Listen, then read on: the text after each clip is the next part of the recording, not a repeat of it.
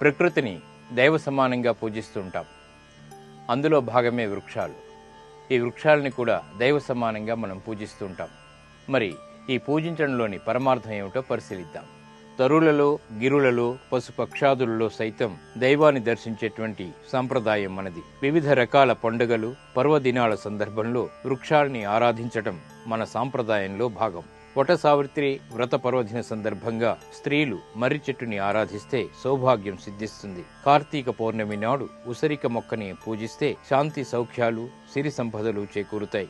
అశోకాష్టమి నాడు అశోక వృక్షాన్ని ఆరాధించాలి. ఇలా చేయటం వల్ల జీవితంలో దుఃఖాన్ని పోగొట్టి ఆశాభావాన్ని రేకెత్తిస్తుంది. విజయదశమి నాడు జమ్మి చెట్టుని పూజించడం మనకి అనాదిగా వస్తున్నటువంటి సంప్రదాయం. సకల విజయాలు చేకూరడానికి సమీవృక్ష పూజ ఉపకరిస్తుంది. ప్రతి గురువారం అరటి చెట్టుని ఆరాధిస్తే గృహంలో అన్న వస్త్రాలకు లోటు ఉండదని శాస్త్రవచనం. ప్రతి పౌర్ణమి నాడు పారిజాత వృక్షాన్ని పూజించడం వల్ల జీవితంలో అనుకున్నటువంటి పనులు నెరవేరి ఆనందప్రద జీవనం సొంతమవుతుంది అనేటువంటిది ఒక నమ్మకం.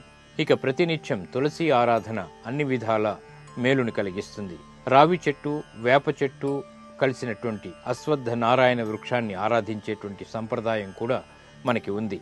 అలాగే దత్తాత్రేయ స్వరూపంగా మేడి చెట్టుని ఆరాధిస్తాం. ఇలా వృక్షాల్ని దైవంగా ఆరాధించడం వల్ల సకల శుభాలు, శ్రేయస్సులు చేకూరుతాయి.